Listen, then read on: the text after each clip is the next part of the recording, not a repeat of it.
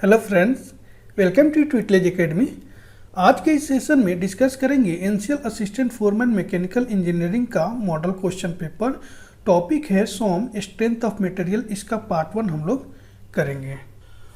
और फ्रेंड्स, आप लोग अगर एनसीएल मैकेनिकल का स्पेशल बैच ज्वाइन करना चाहते हैं तो अभी ऑफर चल रहा है। जो 999 जो इसका कॉस्ट था वो अब 899 का हो गया है, जो कि 31 अक्टूबर तक वैलिड है। यानी इस मंथ के लास्ट तक 31 अक्टूबर तक आप 899 में ले सकते हैं। वहाँ पे कूपन कोड दिया है, अप्लाई करेंगे 100 रुपये का आपको डिस्काउंट मिल जाएगा। और कोई भी क्वेरी हो कोर्स रिलेटेड तो इस नंबर पे आप कॉल कर सकते हैं। और एप्लीकेशन अगर डाउनलोड नहीं किए हैं तो ट्विटलेज एकेडमी का ऐप जो है गूगल प्ले स्टोर से डाउनलोड कर सकते हैं।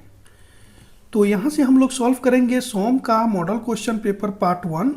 तो आप लोग बहुत ध्यान से अच्छे से कॉपी पेन लेकर बैठा कीजिए और अच्छे से जो भी मैं बताता हूँ उसको नोट करते जाइए। बहुत इंपॉर्टेंट चीज़ें बताने वाला हूँ, वो हर एग्जाम में काम आएगा। सिर्फ एनसीएल नहीं, एनसीएल के अलावा कोई भी आप एग्जाम दे रहे हैं ये क्वेश्चन वहाँ पे आएगा। ओके, फर्स्ट क्वेश्चन देखेंगे।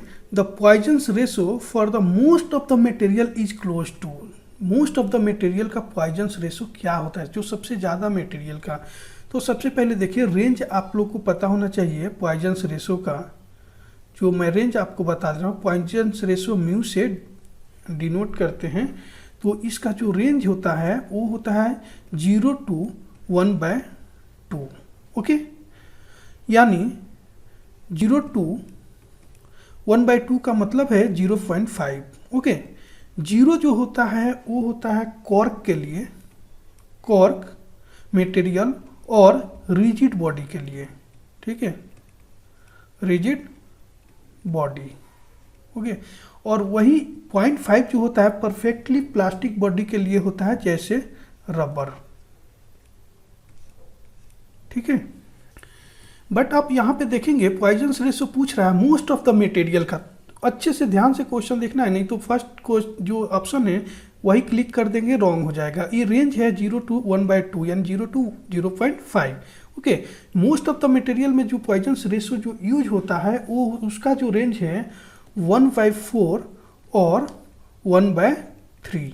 ओके, यानी ये दो ऑप्शन आपको मिल गया, 1:3 एंड 1:4।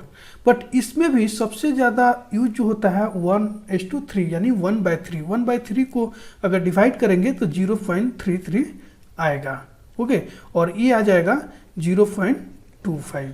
ओके, तो राइट आंसर जो होगा 1/3 बी होगा। अगर 1:3 अगर ऑप्शन में नहीं है, सिर्फ 1:4 है, तो 1:4 आप मार्क करेंगे। ओके, अब देखिए, आप एग्जाम में जब जाएंगे तो मोस्ट ऑफ द मटेरियल पूछेगा, वहाँ पे रेशियो में ये वैल्यू नहीं देकर ऐसे पॉइंट में वैल्यू दे देगा। तो ये भी आपको याद होना चाहिए। या फिर आप तो ये करके चले गए, हो सकता है कि आपको रेंज पूछ लिया जाए, तो 0 to 1/2 या 0 to 1.5 ये इसका रेंज होता है। या फिर आपसे पूछ लिया जाएगा कि 0 जो कॉर्क बॉडी, कॉर्क के लिए या फिर रिजिड बॉडी के लिए पॉइजन्स रेशो क्या होता है, तो वो होता है 0। रबर के लिए जो होता है 0.5 होता है। ओके, तो ये है। और उसके बाद पॉइजन्स रेशो म्यू का आपको फॉर्मूला भी बता देता हूँ, माइनस लेटरल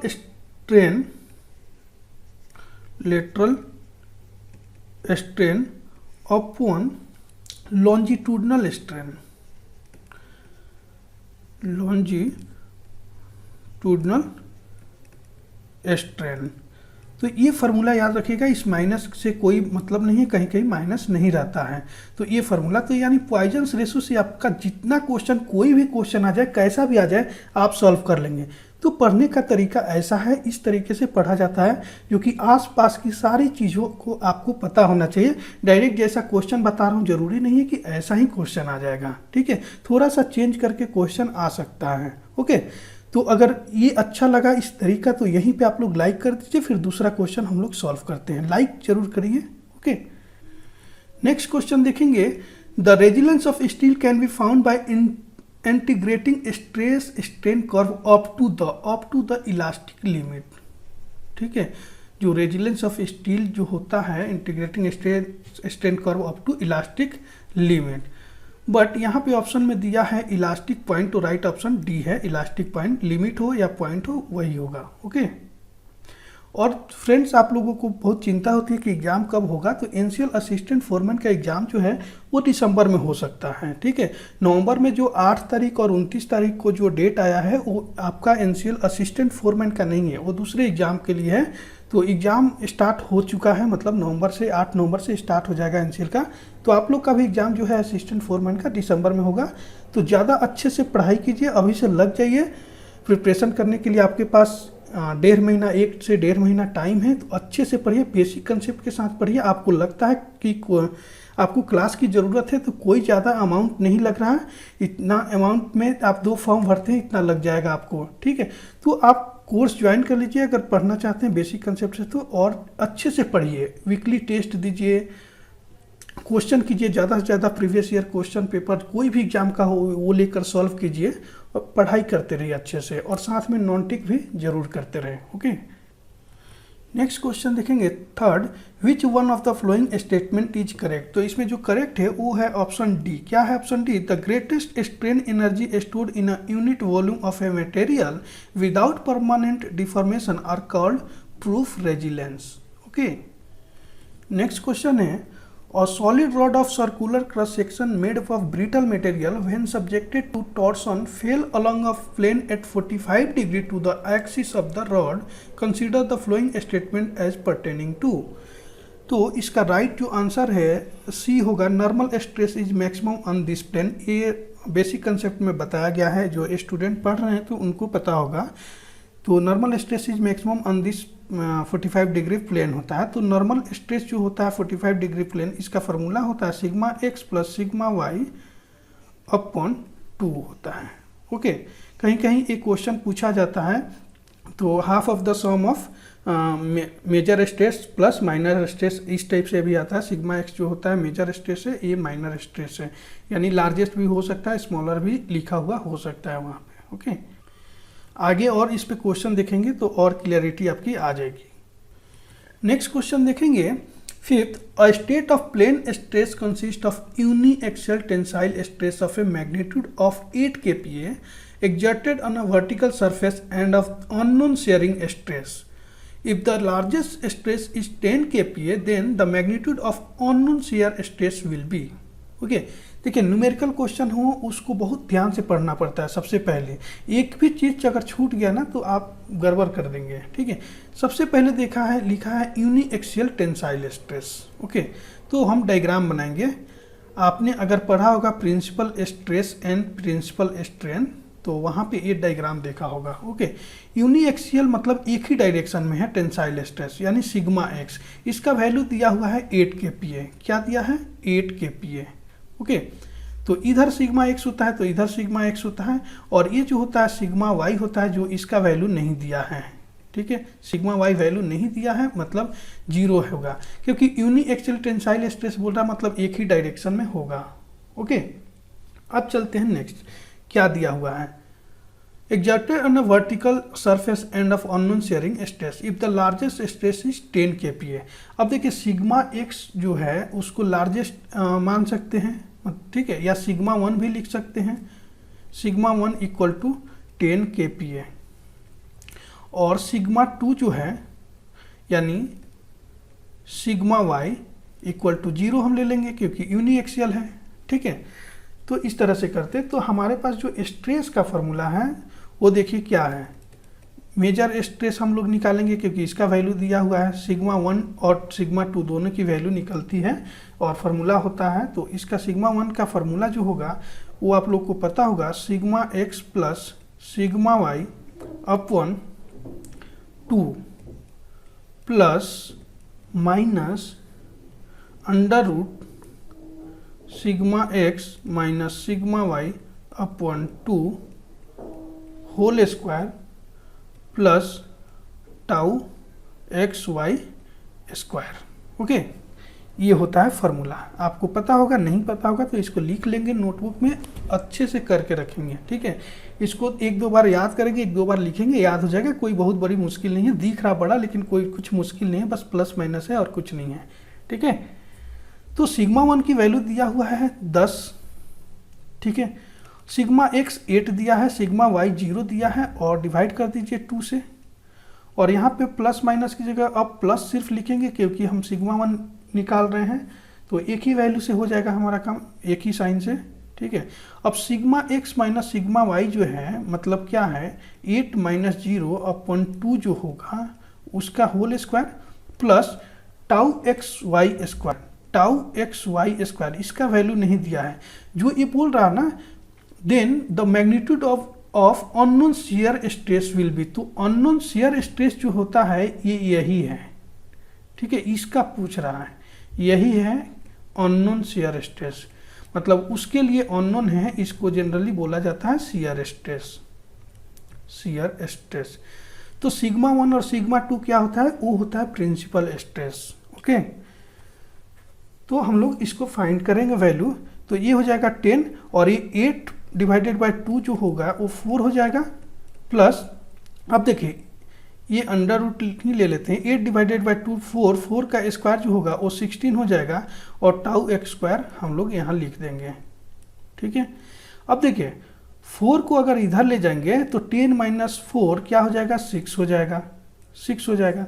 और रूट को, ये रूट को उठाकर अगर इधर लेकर आ गए इस रूट को, तो इधर स्क्वायर हो जाएगा, तो जब स्क्वायर हो जाएगा तो ये हो जाएगा 36। ठीक है, 36, तो यहाँ क्या बच गया आपका प्लस 16, प्लस लिखने की ऐसे ज़रूरत नहीं है, 16 ये तो रूट हट चुका है, plus tau x y square. ठीक है, ये आपका हो जाएगा। अब 36 माइनस 16 अगर हम करेंगे तो क्या आ जाएगा, 20 आ जाएगा, मतलब 20 equal to tau x y square. Okay, अब देखिए अब यहाँ पे मज़ा आने वाला है, यहाँ पे स्क्वायर को इधर ले जाएंगे तो रूट हो जाएगा, मतलब tau x y equal to root 20 हो जाएगा। ठीक है, अब रूट 20 का वैल्यू निकालना थोड़ा डिफिकल्ट है, तो ऑप्शन हम लोग देखेंगे, एक बार ऑप्शन की तरफ ध्यान देंगे, इस टाइप से ही क्वेश्चन सॉल्व किया जाता है। ऑप्शन जब हम देखते हैं तो यहाँ पे क्या देखते हैं कि वैल्यू जो है इस टाइप से है, तो 20 का हमें नहीं पता, पर 16 अगर रहता, 16 अगर रहता रूट तो इसका हो जाता 4, और अगर 25 रूट रहता तो इसका 5 हो जाता। ठीक है, इसका मतलब 16 और 25 के बीच में वैल्यू है 20 का, तो 4 और 5 के बीच में वैल्यू होगा। ठीक है, तो 4 और 5 के बीच में जो वैल्यू होगा वो है सी 4.47 kPa। अगर इसको सॉल्व कर लेंगे आप तो एकदम एग्जैक्ट 4.47 kPa आएगा। अगर लेकिन एग्जाम में सॉल्व क्यों करेंगे आप, थोड़ा सा देखेंगे ऑप्शन की तरफ, अगर आसपास आपकी वैल्यू आ रही है तो समझिए कि ठीक है। अगर 4.47, एक और ऑप्शन रहता 4.68 मान लीजिए या 4.75, तो हमें सॉल्व करने की ज़रूरत होती, क्योंकि इतना क्लोज जब डाटा आ जाएगा ना, ऑप्शन आ जाएगा, तो हमें सॉल्व करना पड़ सकता है, बट उतना क्लोज आएगा नहीं। आपके जब भी एग्जाम में आएगा तो हो सकता है 20 नहीं, यहाँ पे 25 हो या 16 हो, एकदम सीधा सीधा रहेगा। ठीक है, तो इस टाइप से आपको पढ़ना होता है। तो ये हो गया हमारा राइट आंसर सी। ओके, 2-3 बार आप इसको सॉल्व करेंगे, आप फैमिलियर हो जाएंगे, बहुत अच्छे से आप सॉल्व करना लग जाएंगे। न्यूमेरिकल जो होता है सबसे सिंपल होता है, इतना याद रखिएगा कि इसको बस प्रिपरेशन लगती है। आप प्रिपेयर करके अच्छे से जाएं तो इसका जो मार्क्स होता है ना, तो वो परफेक्ट होता है, आपका कोई काट नहीं सकता मार्क्स। थ्योरी में हो सकता है कि आप रॉन्ग करते, बट यहाँ रॉन्ग नहीं होगा। ओके, बस अच्छे से सीखना पड़ेगा। ओके, नेक्स्ट क्वेश्चन करेंगे हम लोग। A body is subjected to a direct tensile stress of 300 MPa in one plane, one plane ये भी बोल दिया है, मतलब यूनि एक्सियल डायरेक्शन होगा, एक ही डायरेक्शन में, और combined by a simple shear stress of 200 MPa, the maximum normal stress on the plane will be. तो इसके लिए एक डायग्राम बनाएंगे फटाक से। ठीक है, वन प्लेन का दिया है टेंसाइल स्ट्रेस, ये दिया है 300 MPa, sigma x sigma y लिखने की जरूरत नहीं है बार बार। ठीक है, तो इधर भी 300 MPa हो जाएगा, ये भी कोई लिखने की जरूरत नहीं थी। ओके, और शियर स्ट्रेस जो है, शियर स्ट्रेस यानी टाउ एक्स वाई जो है ये दिया हुआ है 200 MPa।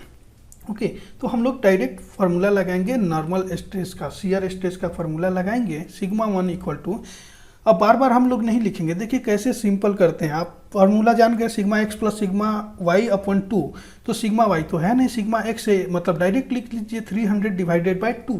Okay, plus minus under root of क्या होता है एक ही है तो माइनस नहीं लिखेंगे। Under root sigma x minus sigma y by 2 का होल स्क्वायर, तो सिग्मा वाई है नहीं, मतलब 300 है, सिर्फ इसी को डिवाइड कर दीजिए और इसको होल स्क्वायर कर दीजिए। उसके बाद टाउ एक्स वाई का स्क्वायर मतलब 200 का स्क्वायर कर दीजिए। ओके, अब देखिए क्या हो रहा है, ये हो गया 150। कितना फास्ट हो रहा है, फास्ट कीजिए, ठीक है। एक बार आपको फार्मूला याद हो गया, फास्ट कीजिए।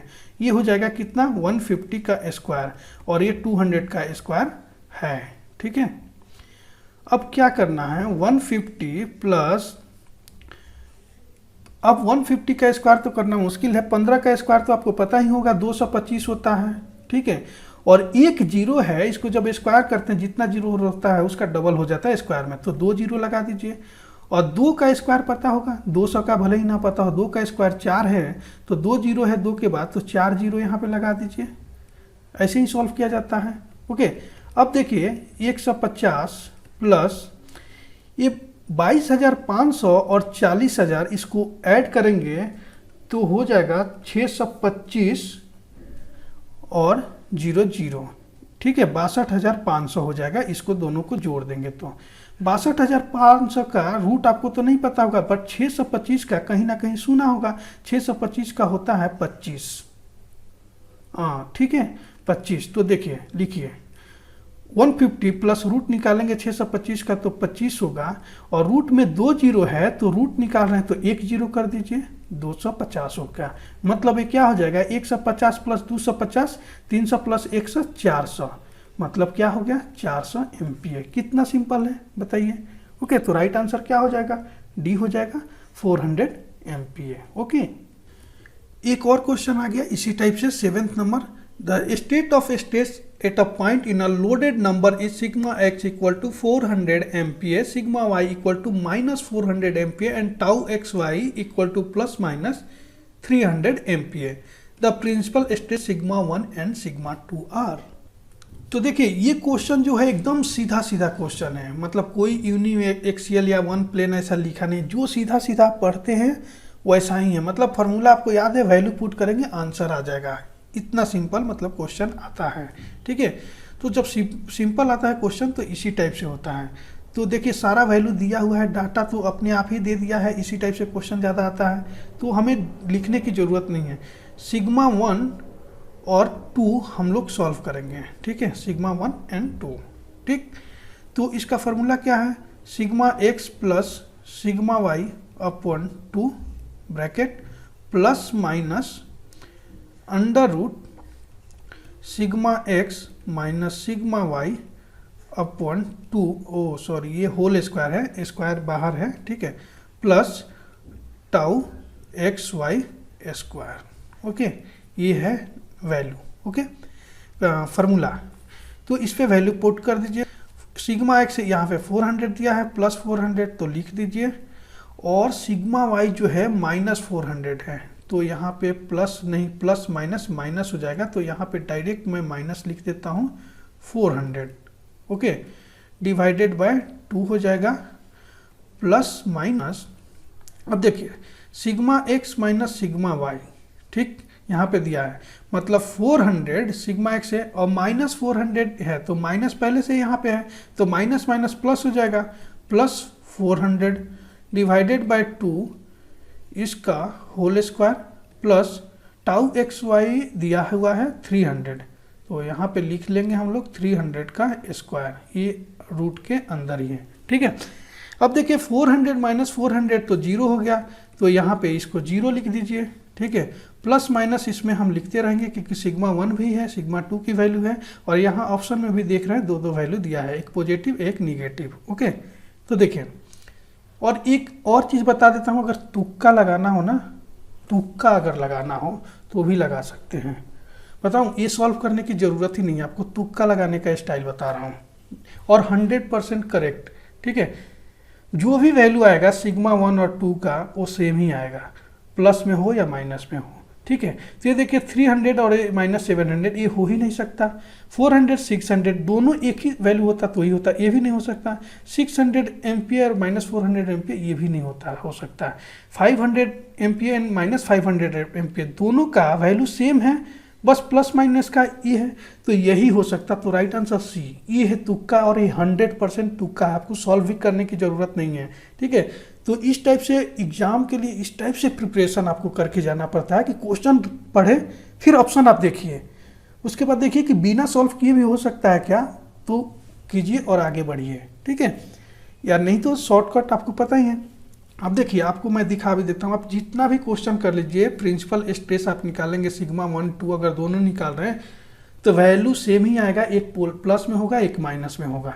ओके, तो देखिए ये क्या हो गया, 400 प्लस 400, 800 डिवाइडेड बाई 2 यानी 400 हो जाएगा फिर से, तो 400 का स्क्वायर हो जाएगा और ये 300 का स्क्वायर जो है ये है। ठीक है, तो हमारा यहाँ पे प्लस माइनस लिखेंगे। ठीक है, 400 का स्क्वायर मतलब 4 का स्क्वायर 16, 2 जीरो है तो 4 जीरो लगा दीजिए। ठीक है, लग गया। ठीक है, तो 0 हो गया, प्लस 3 का स्क्वायर जो 9 होता है, 2 जीरो का यहाँ भी 4 जीरो हो जाएगा। ओके, ये हो गया।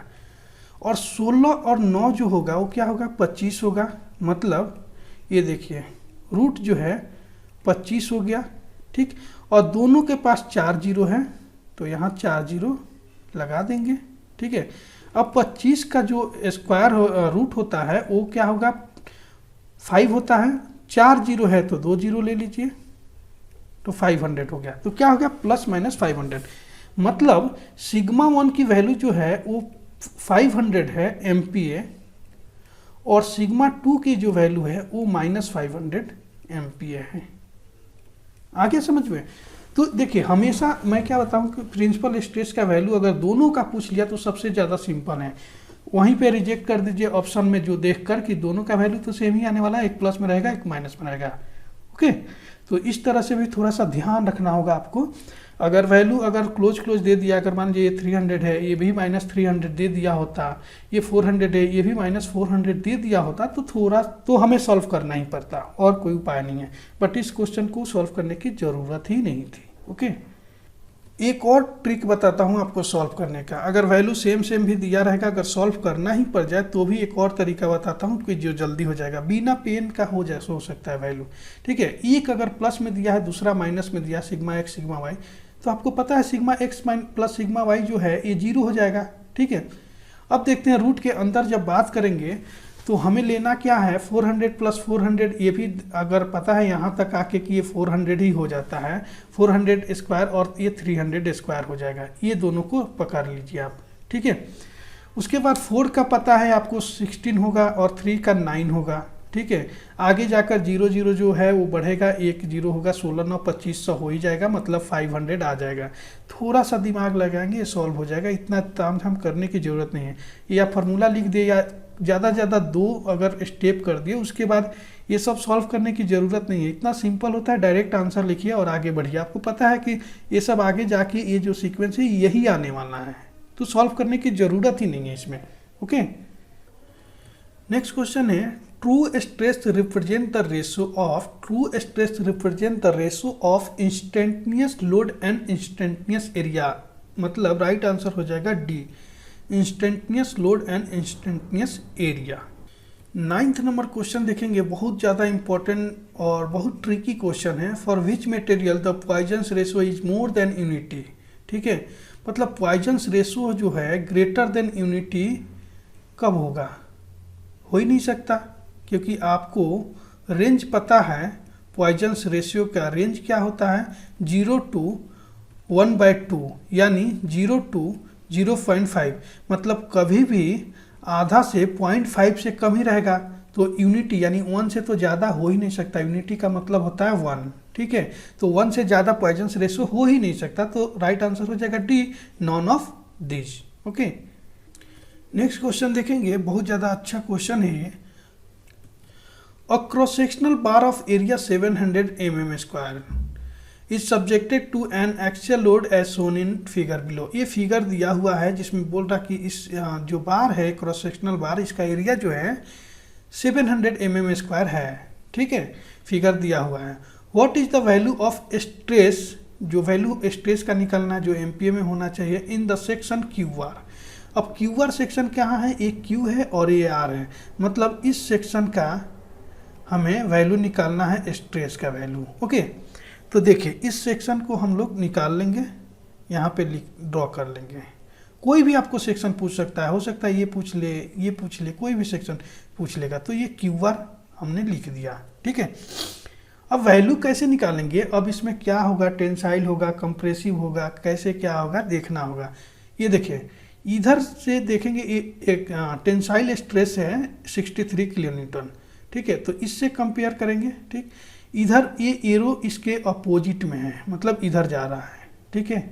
तो इसको माइनस करेंगे, यानी 63 माइनस 35, ठीक, क्योंकि ये जितना 63 लेफ्ट में जा रहा है उतना ही राइट 35 राइट साइड में जा रहा है, तो इसको माइनस कर देंगे तो आपको क्या मिल जाएगा, आपको मिल जाएगा 28। कर लीजिए माइनस, मिल जाएगा 28 मतलब क्या मिलेगा, पॉजिटिव मिल रहा है, यानी टेंसाइल, मतलब और डायरेक्शन इधर है, जो बड़े वाले का नंबर जो है उसका डायरेक्शन टेंसाइल है, तो इसका भी टेंसाइल हो जाएगा, मतलब हो जाएगा कितना, 28 किलो न्यूटन, ठीक है। एक साइड का 28 किलो न्यूटन आ गया, तो दूसरे साइड का कोई भी सेक्शन का निकाल रहे हैं तो दूसरे साइड का उतना ही होता है वैल्यू, 28 किलो न्यूटन। आंख बंद करके लिख दीजिए, ओके। और देखिए अगर समझ में आ रहा, अगर तो एक और बताता हूँ, अगर इधर से भी आप देखते हैं तो 21 इधर जा रहा है, ठीक है, किधर जा रहा है, लेफ्ट साइड में जा रहा है, मतलब कंप्रेसिव फोर्स लग रहा है, और 49 ये इधर जा रहा है, ये एरो नहीं दिखाया था, ठीक है। तो 49 इधर, मतलब ये इधर साइड राइट साइड में जा रहा है एरो, तो 49 माइनस 21 कर देंगे तो भी क्या होगा, 28 ही आ रहा है, मतलब, और एरो जा रहा है राइट साइड में, तो एरो ये राइट साइड में हो गया 28। तो कोई ज़रूरी नहीं है, दोनों साइड से आपको चेक कराने के लिए बता दिया, एक साइड का आप निकाल लिए दूसरे साइड का हो जाएगा, ओके। अगर इसका निकालना रहता सेक्शन, तो 21 अगर इधर है कंप्रेसिव, तो इधर भी 21, अगर देखिए इसको मैं नाम दे देता हूँ थर्ड, अगर थर्ड का निकालना होता तो 21 इधर है, तो आंख बंद करके इधर भी लिख दीजिए 21 और आप सॉल्व कर लीजिए। अगर आरएस सेक्शन पूछा होता तो हमें पूछा क्यू आर सेक्शन, इसका एरिया है, टोटल एरिया वो है 700 mm², ओके। तो हमें क्या निकालना है, value of stress. Value of stress sigma equal to होता है load upon cross sectional area, load को बोलते हैं P और ए क्रॉस सेक्शनल एरिया मतलब A। तो लोड जो है वो कितना होगा, लोड जो है 28 किलो न्यूटन है, मतलब एमपीए में निकालना है तो 28 इंटू 10⁻³ करेंगे, किलो न्यूटन को न्यूटन में कन्वर्ट करेंगे, तभी हमारा एमपीए में वैल्यू आएगा, न्यूटन पर mm² में आएगा वैल्यू, मतलब न्यूटन पर mm² किलो न्यूटन एमपीए होता है, ओके। अब क्रॉस सेक्शनल एरिया सीधा सीधा दिया हुआ है 700², ठीक है। तो देखिए 10⁻³ है और ये 2 जीरो है, तो 2 जीरो से 2 जीरो कैंसिल कर दीजिए, मतलब 3 जीरो था यहाँ पे तो कैंसिल हो गया, 1 जीरो बच गया। अरे नहीं समझा, 10⁻³ का मतलब होता है 1000, तो 2 जीरो से 700 में 2 जीरो से 2 जीरो कट गया तो बच गया क्या, 10, ओके। 7 चौक 28, 7 4 जा 28 इंग्लिश में, ओके। तो देखिए हो गया, कट गया, 4 इंटू यहाँ पे 10 है तो क्या हो जाएगा, 40 हो जाएगा, ठीक है। इसको हमने कर लिया था न्यूटन में, और ये हमें है mm², तो क्या हो गया, न्यूटन पर mm², और न्यूटन पर mm² जो होता है वही होता है एमपीए, ठीक है। यूनिट भी कभी कभी एग्जाम में पूछ लिया जाता है, तो यूनिट भी याद रखेंगे, ओके। तो राइट आंसर क्या हो जाएगा, बी हो जाएगा 40 एमपीए, ओके। तो फ्रेंड्स आज पार्ट 1 में हम लोग 10 ही क्वेश्चन करते हैं, क्योंकि इसमें ही इतना टाइम लग गया। जो भी क्वेश्चन है ना वो क्वालिटी क्वेश्चन लीजिए हमेशा। जब भी मैं पढ़ाता हूँ क्वालिटी क्वेश्चन, क्वांटिटी की तरफ नहीं भागता हूँ कि आधे एक घंटे में 50-100 क्वेश्चन करा दूँ, ऐसा नहीं, उससे कोई मतलब नहीं रहेगा, क्योंकि आपके पास ऐसे ही आर.के. जैन खुरमी की बुक, ऑब्जेक्टिव की बहुत सारी बुक आपके पास होती है जो पट करते जाते हैं, लेकिन वो कुछ दिन बाद क्या होता था, याद नहीं रहता। याद क्यों नहीं रहता, क्योंकि अपने कंसेप्ट से सीखा ही नहीं चीज़ों को, ठीक है। आपने एक जगह पढ़ लेंगे कि इसका जो पॉइजन्स रेशियो का ही मान लीजिए, एग्जाम्पल देता हूँ कि वैल्यू इतना होता है, आपने रट्टा लगा लिया, ठीक है। पूछ देगा पॉइजन्स रेशियो का फार्मूला, या अलग अलग वैल्यू पूछ देगा किसका होता है, तो उस तरह से पढ़ना होता है बेसिक कंसेप्ट के साथ। इसलिए क्वेश्चन की क्वालिटी क्वालिटी वाइज क्वेश्चन आप कीजिए, कि मतलब क्वेश्चन कम कीजिए लेकिन आपका जो परफेक्शन है, क्लियरिटी है, ज़्यादा से ज़्यादा कंसेप्ट जो है वो क्लियर रहे, ताकि उसके आसपास का कुछ भी क्वेश्चन कैसा भी आ जाए आप एग्जाम में सॉल्व कर लें। ओके, तो फ्रेंड्स मिलेंगे नेक्स्ट वीडियो में अब। और आपको वीडियो अच्छी लगी तो लाइक ज़रूर कीजिएगा, कुछ भी डाउट हो तो आप कमेंट्स कर सकते हैं। और बेसिक कंसेप्ट के साथ अच्छे से आप प्रिपरेशन एक सीक्वेंस में करना चाहते हैं एनसीएल का, तो हमारा बैच चल रहा है और एसएससी जेई का भी बैच है, तो आप लोग तुरंत ज्वाइन कर लेंगे। और अभी ऑफर चल रहा है सारे बैच पे, जो कि 10% डिस्काउंट चल रहा है और ये 31 अक्टूबर तक डिस्काउंट रहेगा। मतलब एनसीएल का कोर्स अभी ज्वाइन करना चाहते हैं तो 899 में ज्वाइन कर सकते हैं। तो जल्दी से जल्दी आप लोग ज्वाइन कीजिए। एप्लीकेशन डाउनलोड नहीं किए होंगे तो एप्लीकेशन डाउनलोड कीजिए गूगल प्ले स्टोर से, या फिर इसका लिंक जो है एप्लीकेशन का वो नीचे वीडियो के डिस्क्रिप्शन में दिया हुआ है, वहाँ से क्लिक करके डायरेक्ट डाउनलोड कीजिए और कोर्स को सब्सक्राइब करके अच्छे से वहाँ पे प्रिपरेशन कीजिए। वीकली वहाँ पे मॉक टेस्ट होगा, लाइव सेशन भी होता है जिसमें मॉडल क्वेश्चन पेपर इस टाइप से आपको लाइव पढ़ाया जाता है, जहाँ वहाँ पे जो भी डाउट हो तो आप डायरेक्ट उसी टाइम पूछ सकते हैं। ओके, तो चलिए मिलते हैं नेक्स्ट वीडियो में। Thank you for watching this video.